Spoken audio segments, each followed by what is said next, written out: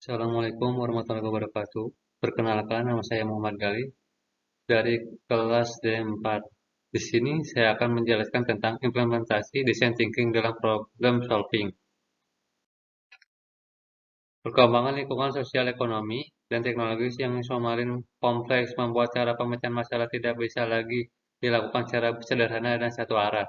Pendekatan problem solving yang hanya bersifat linear, reaktif, dan berdasarkan asumsi sering kali tidak mampu menjawab permasalahan yang ada saat ini. Design thinking hadir sebagai pendekatan pemecahan masalah yang berfokus pada manusia, mendorong kreativitas, dan dilakukan melalui proses yang berulang. Pendekatan ini menekankan pentingnya memahami kebutuhan dan pengalaman pengguna secara mendalam melalui serta belajar melalui praktik dan tindakan nyata dalam mencari solusi. Makalah ini bertujuan untuk membahas konsep dan penerapan design thinking dalam proses pemecahan masalah melalui pengembangan materi design thinking yang digunakan sebagai bahan ajar. Dengan demikian, materi ini diharapkan dapat membantu meningkatkan kemampuan berpikir kreatif, solutif, dan pembelajaran.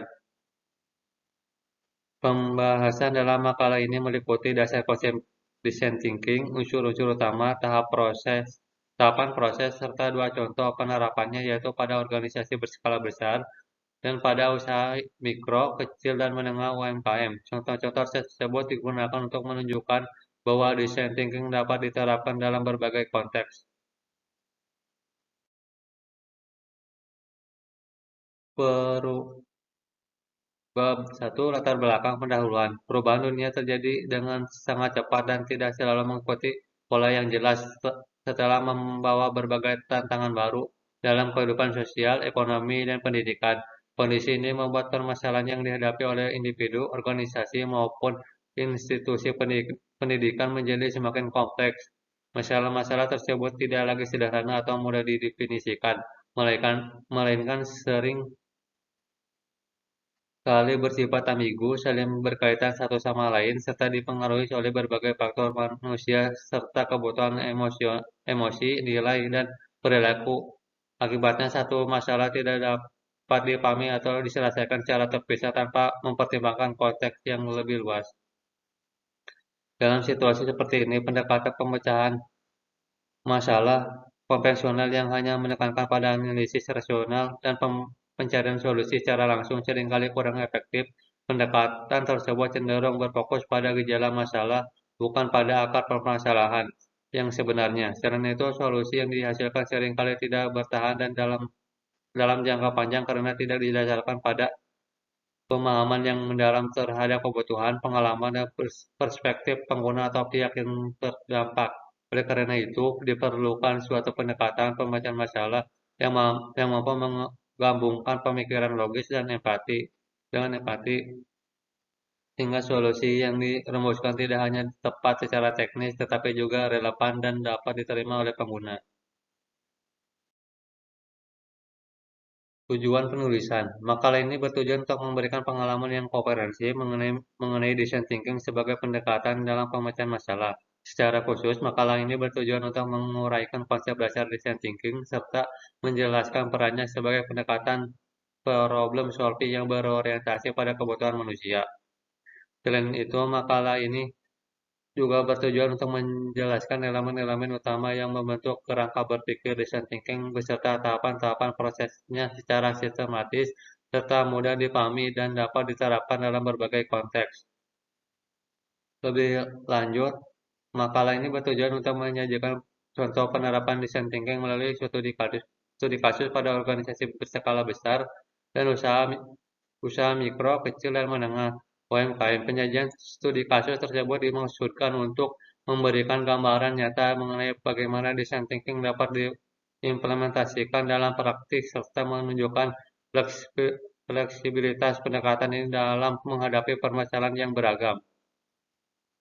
Selain itu, makalah ini bertujuan untuk menunjukkan relevansi dan pentingnya design thinking dalam konteks pendidikan, khususnya sebagai pendekatan pembelajaran yang dapat mengembangkan kemampuan berpikir, kreatif, kritis, dan solutif, dan demikian design thinking tidak hanya dipahami sebagai metode pemecahan masalah, tetapi juga sebagai kerangka berpikir yang adaptif dan bermanfaat dalam praktik nyata serta proses Bab 2, kajian teori. Konsep dasar design thinking. Design thinking adalah pendekatan pemecahan masalah yang menempatkan manusia sebagai pusat perhatian. Pendekatan ini menekankan pentingnya memahami kebutuhan, pengalaman, dan konteks pengguna sebagai landasan utama dalam setiap tahap proses inovasi. Konsep ini berangkat dari pemahaman bahwa banyak permasalahan di dunia nyata tidak memiliki definisi yang jelas sejak awal, sehingga solusi yang efektif hanya dapat dikembangkan jika proses permasalahan masalah dimulai dengan pemahaman yang mendalam terhadap pengguna. Dengan kata lain, solusi yang dihasilkan tidak semata-mata berasal dari asumsi atau ide perancang, melainkan dari pemahaman nyata tentang masalah yang dihadapi pengguna. Dalam dokumen pelatihan design thinking yang digunakan sebagai rujukan, pendekatan ini didefinisikan sebagai metode kreatif untuk pemecahan masalah yang menekankan keterlibatan aktif peserta, pembelajaran melalui tindakan nyata, serta eksplorasi solusi secara bertahap. Pendekatan ini tidak hanya fokus pada hasil akhir berupa solusi, tetapi juga pada proses eksplorasi masalah yang bersifat iteratif dan reflektif. Setiap langkah dalam proses design thinking dilakukan dengan mencoba mengevaluasi, memperbaiki ide-ide yang muncul, sehingga pemahaman terhadap masalah dan solusi berkembang secara berkelanjutan. Pendekatan design thinking berasumsi bahwa solusi yang baik tidak lahir dari perspektif perancang semata atau asumsi yang belum diuji, tetapi melalui proses memahami pengguna, menantang sistem yang ada, dan definisikan ulang masalah agar dengan kebutuhan nyata pengguna. Hal ini menjadikan pendekatan ini sangat berbeda dari metode pemecahan masalah, cenderung linear dan berfokus pada solusi langsung.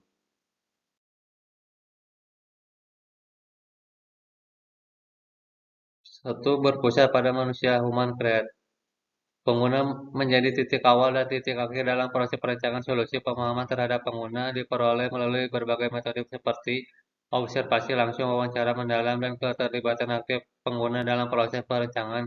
Dengan cara ini, baik kebutuhan yang jelas maupun yang tersembunyi dapat teridentifikasi sehingga solusi dikembangkan benar-benar relevan dan bermanfaat. Dua, kolaboratif. Design thinking melibatkan berbagai pemangku kepentingan dengan latar belakang keahlian dan perspektif yang berbeda. Kolaborasi ini memungkinkan pertukaran ide dan pengalaman sekaligus mengurangi bias individu dalam proses pengambilan keputusan. Optimis, pendekatan ini berangkat dari keyakinan bahwa setiap permasalahan memiliki potensi untuk menyelesaikan apabila diproses melalui pendekatan yang tepat. Optimisme ini penting untuk menjaga motivasi dan keberlanjutan proses inovasi, serta mendorong keterbukaan terhadap ide-ide baru dan kemungkinan solusi yang sebelumnya tidak terpikirkan. Eksperimental, design thinking pendekatan pentingnya menguji ide secara cepat melalui prototip dan iterasi berulang. Solusi yang dikembangkan tidak langsung dianggap final atau benar, tetapi diuji, dievaluasi, dan diperbaiki berdasarkan respon pengguna. Pendekatan eksperimen ini memungkinkan tim inovasi belajar dari kegagalan sementara, memperbaiki solusi, dan menghasilkan inovasi yang lebih tepat sasaran. Prinsip iterasi dalam design thinking. Salah satu prinsip paling mendasar dan dalam pendekatan design thinking adalah sifat yang iteratif dan tidak bersifat linear. Artinya tahapan hipotesis, define ide, prototip, dan tes tidak dipahami sebagai rangkaian langkah yang harus dilakukan secara kaku dan berurutan dari awal hingga akhir. Sebaiknya tahapan-tahapan tersebut membentuk sebuah siklus pembelajaran yang dinamis di mana setiap tahap saling berhubung dapat dilakukan secara berulang maupun bersamaan sesuai dengan kebutuhan proses pemecahan masalah. Melalui proses iterasi, solusi tidak langsung dianggap final sejak awal, melainkan terus dikembangkan seiring dengan semakin mendalamnya pemahaman terhadap kebutuhan, pengalaman, dan konteks pengguna. Dalam praktiknya, umpan balik yang diperoleh pada tahap sering kali membuka wawasan baru yang sebelumnya belum teridentifikasi. Temuan tersebut dapat mendorong tim untuk kembali ke tahap defense guna merumuskan ulang permasalahan secara lebih tepat atau kembali ke tahap ide untuk menghasilkan berbagai alternatif solusi dan yang relevan dan inovatif. Tahapan design thinking. Secara umum, proses design thinking terdiri atas 5 tahap pertama yang saling berkaitan dan membentuk satu kesatuan proses. Pemecahan masalah itu empatis, define ide, dan prototipe, dan tes. Kelima tahap ini tidak berdiri sendiri, melainkan saling terhubung dan dapat dilakukan secara berulang sesuai dengan kebutuhan dan temuan di lapangan. Tahap empatis merupakan tahap awal yang berfokus pada upaya pemahaman pengguna secara menyeluruh dan mendalam. Tahap ini pengembangan solusi berusaha menempatkan diri pada sudut pandang pengguna dengan melakukan berbagai metode seperti observasi, langsung, wawancara mendalam, diskusi, maupun pengalaman langsung dalam konteks kehidupan pengguna. Tahap defense merupakan tahap lanjutan yang bertujuan untuk merumuskan permasalahan secara jelas dan terfokus. Informasi, data, dan insight yang diperoleh dari tahap empatis kemudian dianalisis dan disintesis untuk mengidentifikasi pola-pola penting. Hasil dari proses ini diwujudkan dalam bentuk penyataan masalah yang spesifik, relevan, dan berorientasi pada kebutuhan pengguna. Tahapan ide adalah tahapan di mana berbagai gagasan solusi dikembangkan secara luas dan kreatif. Pada tahapan ini, tim didorong untuk menghasilkan sebanyak mungkin ide tanpa terlebih dahulu membatasi atau menilai kelayakannya. Pendekatan ini bertujuan untuk membuka ruang kreativitas, mendorong pemikiran defense, serta mengeksplorasi berbagai kemungkinan solusi yang inovatif. Setelah berbagai ide terkumpul, barulah dilakukan proses penyaringan dan pemilihan ide yang paling potensial untuk dikembangkan lebih lanjut. Tahap prototipe merupakan tahap penerjemahan ide terpilih ke dalam bentuk yang lebih konkret dan dapat diuji. Prototipe dapat berupa sketsa sederhana, model fisik, simulasi, atau representasi lain yang menggambarkan cara kerja solusi yang diusulkan. Prototipe tidak harus sempurna, melainkan cukup untuk mempresentasikan ide utama pada tahap ini. Prototipe berfungsi sebagai alat berpikir dan alat pembelajaran yang membantu tim dalam menguji asumsi, memahami kekuatan dan kelemahan solusi, serta memperoleh masukan awal sebelum solusi dikembangkan lebih jauh. Tahap tes adalah tahap pengujian prototipe kepada pengguna secara langsung untuk memperoleh umpan balik yang autentik melalui interaksi pengguna dengan prototipe. Tim dapat mengamati respon, reaksi, dan pengalaman pengguna terhadap solusi yang ditawarkan.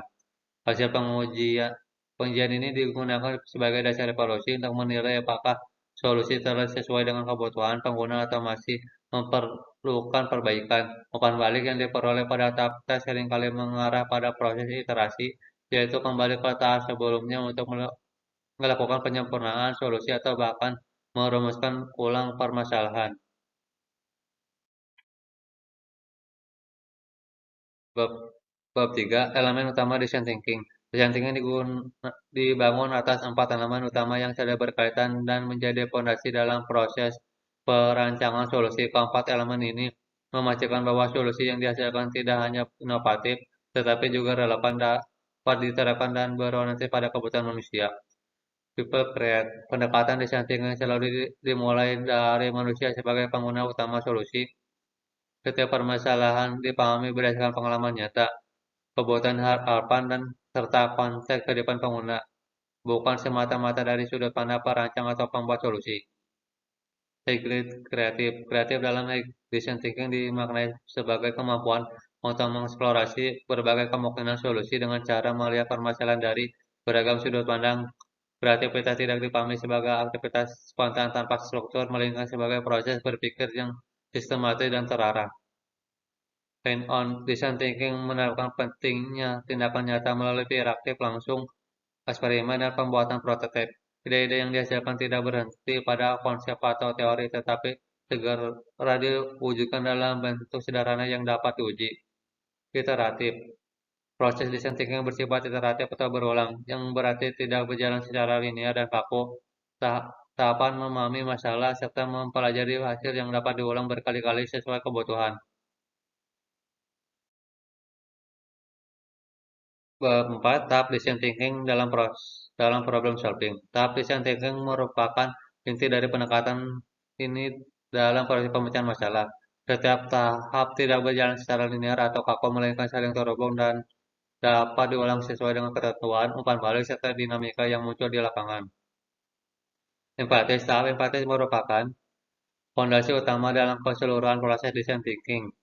Pada tahap ini, fokus problem solving diarahkan untuk memahami manusia sebagai pengguna secara utuh, bukan sekadar sebagai objek penelitian atau sumber data.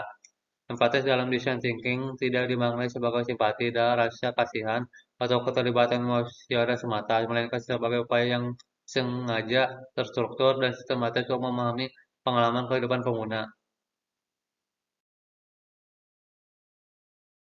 Kesalahan yang umum terjadi pada empatis adalah kecenderungan untuk terlalu cepat menarik kesimpulan atau memaksakan implementasi berdasarkan pengalaman pribadi sebelum data empatis terkumpul secara memadai. Oleh karena itu, tahap ini menuntut sikap terbuka, rasa ingin tahu yang tinggi, serta kesediaan untuk belajar dari pengguna. Untuk membantu analisis di berbagai alat, sebagai alat bantu, digunakan satu-satunya adalah empatis. Alat ini digunakan untuk menekankan apa yang dipikirkan, dirasakan, dilihat, didengar, dan dilakukan oleh pengguna sehingga pemahaman terhadap pengguna menjadi lebih menyeluruh. Selain itu, teknik 5 why menjadi metode penting dalam mengenali akar permasalahan. Teknik ini dilakukan dengan mengajukan pertanyaan mengapa secara berulang terhadap satu masalah hingga ditemukan penjawab mendasar yang bersifat sistematik. Defense Tahap defense berfungsi untuk mensintesis dan menangkap temuan dari tahap empati dan ke dalam rumusan masalah yang jelas, terfokus, dan bermakna. Pada tahap ini berbagai data kualitatif yang telah dikumpulkan diolah secara sistematis untuk menemukan pola indikator serta kebutuhan utama pengguna yang paling relevan untuk diselesaikan. Defense bukan sekadar merangkum keluhan atau pernyataan pengguna, melainkan mengartikulasi ini inti permasalahan dari sudut pandang pengguna itu sendiri. Rumusan masalah yang baik bersifat human create, spesifik, dan cukup terbuka untuk memungkinkan berbagai alternatif solusi. Kesalahan yang sering terjadi pada tahap ini adalah merumuskan masalah secara terlalu luas sehingga terlalu teknis sehingga membatasi kreativitas pada tahap ide. Tahap ide merupakan fase eksplorasi solusi secara kreatif dan kolaboratif setelah permasalahan dirumuskan dengan jelas. Pada tahap design, pada tahap ini fokus problem solving diarahkan untuk menghasilkan sebanyak mungkin alternatif solusi tanpa terlebih dahulu menilai kelayakan, efektivitas, atau keterbatasan implementasi. Prinsip utama dalam ide adalah bahwa kuantitas ide didahulukan sebelum kualitas, karena ide-ide inovatif seringkali muncul setelah berbagai kemungkinan dieksplorasi secara luas. Tahap ide berperan penting dalam memecah kebutuhan berpikir serta mencegah kecenderungan memilih solusi yang paling aman, paling cepat, atau paling familiar. Oleh karena itu, proses ide harus dilakukan dalam suasana yang terbuka, non-judgment, dan mendorong partisipasi aktif seluruh anggota tim. Setiap gagasan, termasuk yang tampak realistis, dipandang sebagai potensi pemicu munculnya solusi yang lebih baik. Berbagai teknis digunakan untuk memfasilitasi aliran ide antara lain brainstorming, brainwriting, mind mapping, dan storyboarding. Brainstorming mungkin peserta menyampaikan ide secara spontan dalam kelompok dan menunda penilaian sehingga mendorong keberanian berpikir kreatif dan out of the book. Brainwriting digunakan sebagai perlengkap untuk memastikan partisipasi yang merata, terutama bagi individu yang cenderung kurang aktif berbicara dalam diskusi kelompok. Prototype. Tahap prototipe merupakan proses menerjemahkan ide yang masih bersifat abstrak menjadi bentuk nyata yang dapat dilihat, disentuh, atau diambil. Prototipe tidak dimaksudkan sebagai produk akhir yang sempurna, melainkan sebagai alat berpikir, alat komunikasi, dan alat pembelajaran. Dalam konteks problem solving, prototipe memungkinkan berbagai asumsi diuji secara cepat, sederhana, dan relatif murah. Prototipe dapat diwujudkan dalam berbagai bentuk seperti sketsa, model fisik sederhana, simulasi peran, mock-up, atau versi digital dengan tingkat detail rendah. Pendekatan low fidelity sering digunakan pada tahap awal agar fokus tetap pada fungsi dan pengalaman pengguna, bahkan pada aspek estetik atau teknis yang rumit. Tes bertujuan untuk mengevaluasi seluruh solusi melalui interaksi langsung dengan pengguna. Pengujian dilakukan dengan cara memberikan prototipe kepada pengguna dan mengamati bagaimana cara penggunanya dalam konteks nyata. bukan dengan menjelaskan konsep atau fitur secara teoritis. Pada tahap ini umpan balik pengguna menjadi sumber pembelajaran utama. Reaksi pengguna baik berupa kebingungan, kritik maupun pendekatan dipandang sebagai informasi berharga untuk memperbaiki solusi. Prinsip utama dalam tahap tes adalah menguji solusi dengan asumsi bahwa pelaku problem solving berpotensi keliru sehingga terbuka terhadap koreksi dan perubahan. Studi kasus implant desain thinking pada layanan jalan tol. Bab ini menyajikan sebuah studi kasus penerapan pendekatan desain thinking pada layanan jalan tol, dengan fokus khusus pada periode mudik yang ditandai oleh lonjakan volume kendaraan dan tingkat kepadatan lalu lintas yang sangat tinggi. Studi kasus ini bertujuan untuk menggambarkan bagaimana setiap tahapan desain thinking dapat diterapkan secara sistematis dan struktur untuk memahami permasalahan yang dialami pengguna jalan tol, serta merancang solusi yang relevan, realistis, dan berorientasi kepada kebutuhan pengguna.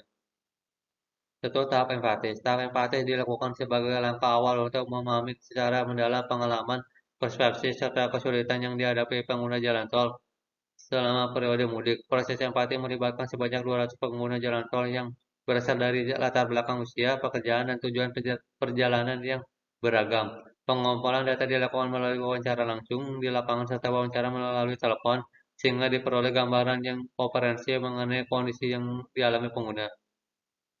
Hasil dari tahap empati menunjukkan adanya beberapa permasalahan utama yang secara konsisten dirasakan oleh pengguna. Permasalahan pertama berkaitan dengan keterbatasan fasilitas rest area. Pada periode puncak mudik, kapasitas rest area dinilai tidak mampu menampung jumlah kendaraan yang datang, sehingga menyebabkan kepadatan yang tinggi. Selain itu, kondisi kebersihan dan kenyamanan rest area dirasakan belum memadai, serta area parkir seringkali meluber hingga keluar rest area dan menimbulkan kemacetan tambahan di luar jalur utama.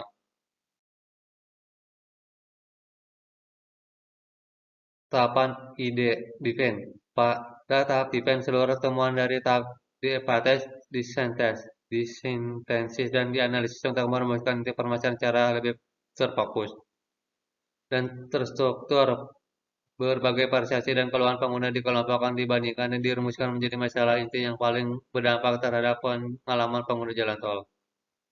Berdasarkan proses eksistensi tersebut, permasalahan utama dikerucutkan ke dalam 4 kategori besar. Pertama, masalah yang berkaitan dengan layanan dan fasilitas rest area, termasuk kapasitas, kebersihan, dan pengelola area parkir.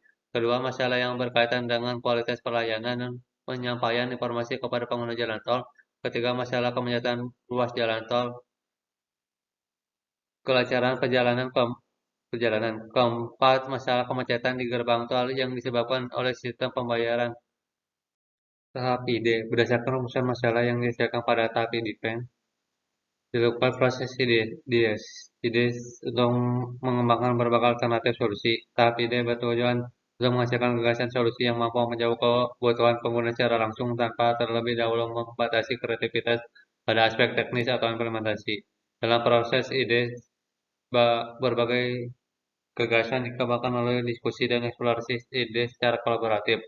Beberapa ide utama yang dihasilkan antara lain pengembangan aplikasi layanan terpadu yang menyediakan informasi real-time menggunakan kondisi jalan tol, kepadatan, lalu lintas, ketersediaan, dan kondisi serta area, serta berbagai layanan pendukung lainnya. Aplikasi ini diharapkan dapat membantu pengguna dalam merencanakan perjalanan dan mengambil keputusan secara lebih tepat selama perjalanan mudik. 4. Tahap prototipe. Ide-ide yang dihasilkan pada tahap ide kemudian diterjemahkan ke dalam bentuk prototipe sebagai representasi awal dari solusi yang diusulkan. Prototipe dikembangkan untuk mensimulasikan alur layanan aplikasi layanan terpadu, menggambarkan mekanisme kerja sistem pembayaran etc., serta menguji bagaimana pengguna berinteraksi dengan solusi yang dirancang. Prototipe dikembangkan pada tahap ini masih bersifat awal dan sederhana. Tujuan utama pengembangan prototipe menghasilkan produk akhir, melainkan sebagai alat pembelajaran dan evaluasi untuk menguji asumsi awal, mengidentifikasi serta memperoleh umpan balik dari pengguna secara cepat.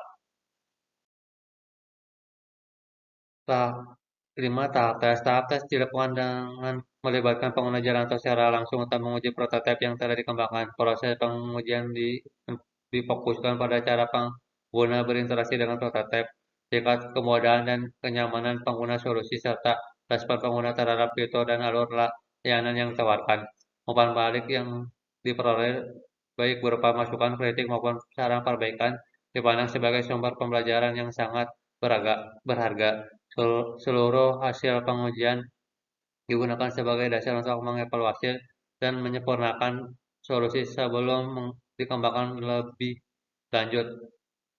Dengan demikian, TLTS menegaskan bahwa penerapan desain thinking pada layanan jalan tol merupakan proses iteratif yang berorientasi pada peningkatan kualitas layanan dan pengalaman pengguna secara berkelanjutan. Bab 4, bab 5. Tujuan kasus implementasi desain thinking pada UMKM. Bab ini menyajikan sebuah studi kasus penerapan pendekatan desain thinking pada usaha mikro kecil menengah UMKM di sektor kuliner. Studi kasus ini bertujuan untuk menunjukkan bahwa desain thinking tidak hanya relevan bagi organisasi besar atau perusahaan dengan sumber daya melimpah, tetapi juga diterapkan secara efektif pada skala usaha kecil dengan keterbatasan modal, waktu, dan tenaga kerja. Tahap empatis. Tahap empatis dilakukan untuk memahami secara langsung pengalaman pelanggan serta pengguna utama UMKM dari sudut pandang pemilik usaha sebagai pemangku kepentingan internal. Pada tahap ini fokus utama adalah pelanggan berinteraksi dengan layanan UMKM serta bagaimana proses pelayanan dijalankan dalam kondisi sehari-hari. Proses empati dilakukan melalui beberapa metode, antara lain observasi langsung di lokasi usaha untuk melihat alur pelayanan secara nyata, wawancara singkat dengan pelanggan untuk menggali persepsi dan pengalaman mereka, serta pengamatan terhadap proses operasional harian yang dilakukan oleh pemilik dan karyawan. Pendekatan ini memungkinkan pelaku problem solving untuk memperoleh pemahaman kontekstual yang lebih utuh, tidak hanya berdasarkan persepsi pemilik usaha, tetapi juga berdasarkan pengalaman pelanggan.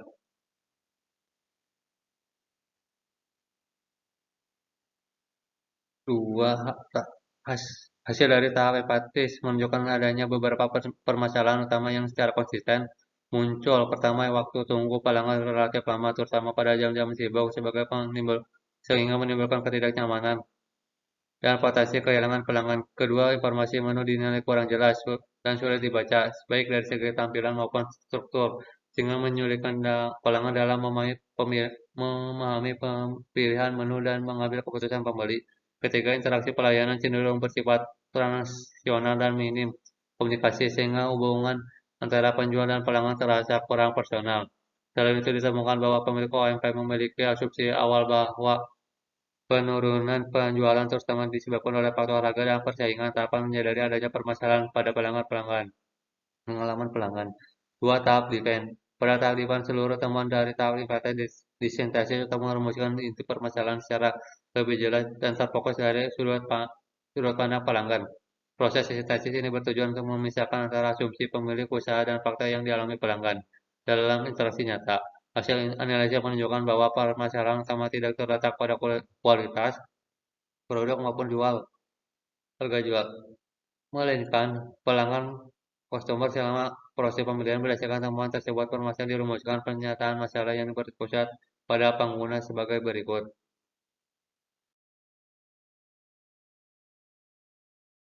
Saya adalah pelanggan UMKM kuliner yang ingin memperoleh makanan secara cepat dan memahami pilihan menu dengan mudah. Namun, saya mengalami waktu tunggu yang lama dan kebingungan dalam memilih menu sehingga pengalaman membeli menjadi kurang nyaman. Tahap ide berdasarkan rumusan masalah yang telah ditetapkan pada tahap desain dilakukan proses ide untuk mengembangkan berbagai alternatif solusi yang relevan yang konteks dan kapasitas UMKM. Pada tahap ini fokus diarahkan pada pencarian solusi yang sederhana, mudah diterapkan dan memiliki dampak langsung terhadap peningkatan pengalaman pelanggan. Beberapa ide utama yang dihasilkan antara lain penyederhanaan struktur menu serta penggunaan visual menu yang lebih komunikatif dan mudah dipahami oleh pelanggan. Selain itu, muncul gagasan untuk menerapkan sistem pemesanan awal pre-order melalui aplikasi pesan singkat seperti WhatsApp sehingga pelanggan dapat memesan sebelum tiba di lokasi. Ide lain yang dikembangkan adalah pengaturan ulang alur pelayanan untuk mengurangi antrian dan mempercepat transaksi, serta meningkatkan kualitas interaksi personal antara penjualan dan pelanggan melalui komunikasi yang lebih ramah dan informatif. 4 tahap prototipe. Ide-ide terpilih dari tahap ide kemudian diwujudkan dalam bentuk prototipe sederhana atau low fidelity sebagai representasi representasi awal dari solusi yang diwujudkan. Prototipe dikembangkan dengan mempertimbangkan keterbatasan biaya dan sumber daya sehingga tetap realistis untuk diimplementasikan oleh UMKM. Prototipe dikembangkan meliputi desain ulang menu menggunakan papan cetak sederhana dengan tampilan visual yang lebih jelas dan informatif. Simulasi alur antrean baru melalui pembagian peran pelayanan yang lebih struktur serta uji coba sistem pemesanan melalui aplikasi WhatsApp untuk pelanggan tertentu. Prototipe ini tidak dimaksudkan sebagai solusi akhir, melainkan sebagai alat untuk memperoleh pembelajaran cepat melalui interaksi langsung dengan pelanggan. 5. Tahap tes. Tahap tes dilakukan dengan mengimplementasikan prototipe yang telah dikembangkan selama beberapa hari operasional. Pada tahap ini, pemilik UMKM secara aktif mengamati perilaku pelanggan, mencermati perubahan dalam proses pelayanan, serta mengumpulkan umpan balik secara langsung melalui percakapan informasi dengan pelanggan.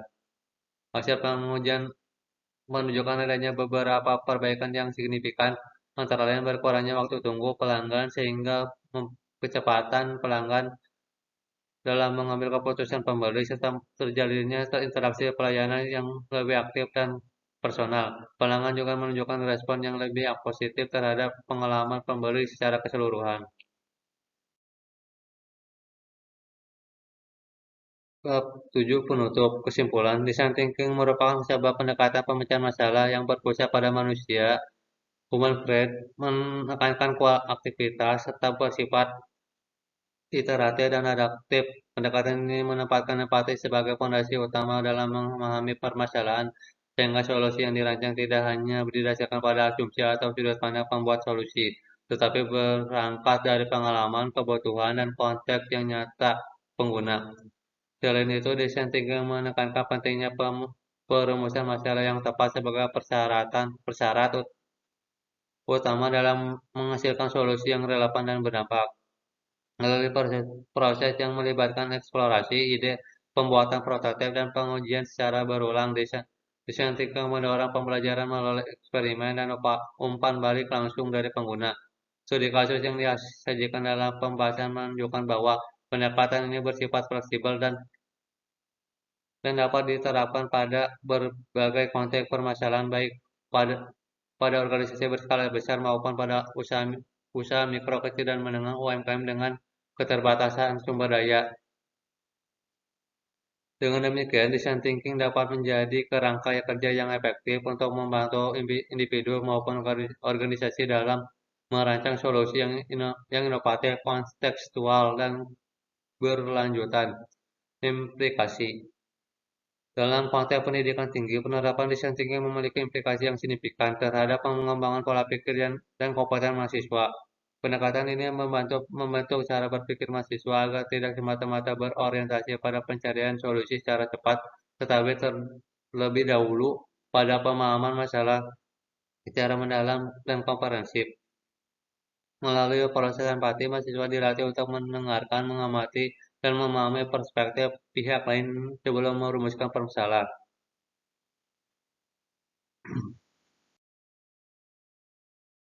Itu saja presentasi dari saya. Cukup sekian dan terima kasih. Wassalamualaikum warahmatullahi wabarakatuh.